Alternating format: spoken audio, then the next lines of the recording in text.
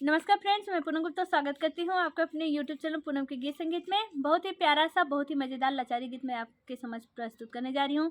कैसा लगेगा कमेंट में ज़रूर बताइएगा। साथ ही मेरे चैनल को सब्सक्राइब कीजिए, लाइक कीजिए और कमेंट करना बिल्कुल ना भूलिए। आपको कैसा लगा मेरा गीत ये ज़रूर लिखिए कमेंट में। कितनो तो देवता मनैबा हमारे जोगे नारी ना पैबा, कितनो तो देवता मनैबा हमारे जोगे नारी ना पैबा। बगिया में जइबा तो मालिन बसैबा, जब बगिया में जइबा तो मालिन बसैबा।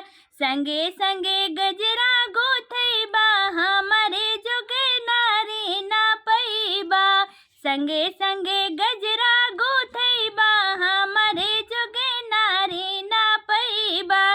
कितनो तो देवता मनैबा हमारे जोगे नारी ना पैबा, कितनो तो देवता मनैबा हमारे जोगे नारी ना पैबा।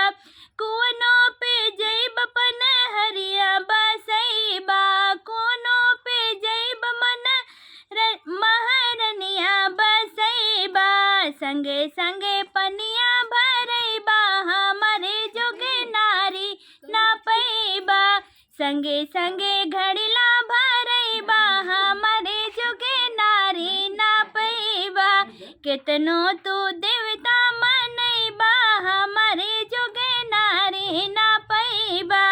महलों में जइबा तारनिया बसैबा, महलों में जइबा तारनिया बसैबा।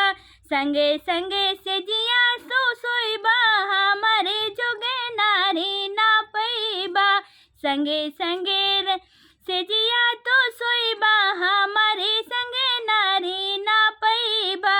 कितनो तो देवता